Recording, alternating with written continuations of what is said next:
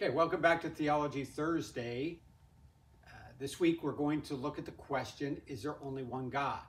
Because some people do say there are multiple gods. There are gods of air, gods of water, gods of land, even your own God of your family. Still others say you can become a god. You can actually ascend into some enlightened state and become God. Still others will tell you there is no God. There is all just a big accident that this even happened and that we are even here.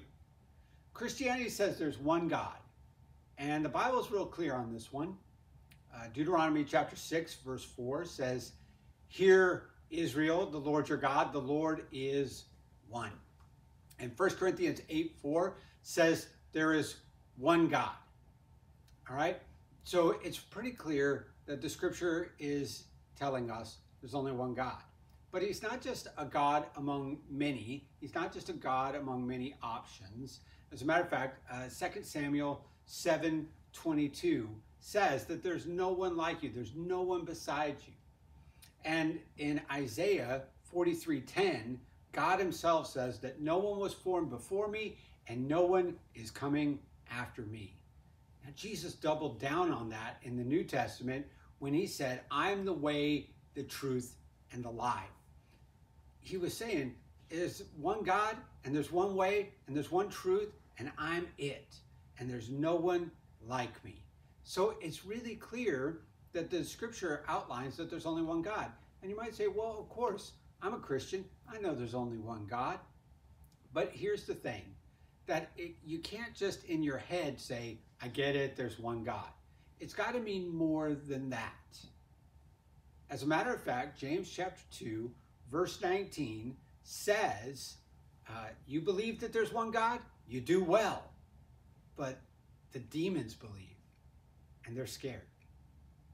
Okay, so what if you believe just in your head that there's one God? Even those that are opposed to God understand that. But the thing is that it's got to mean something. It's got to change something within you. As a matter of fact, Exodus chapter 20, verse 3 says that there will be no other gods before the God. In other words, he's got to be number one. He's got to be the one that you say, you're in control. You're the one that I'm going to follow. And then if you look at Deuteronomy 6:5, right after it says there's one God, it says, love God with all your heart and all your soul and all your strength.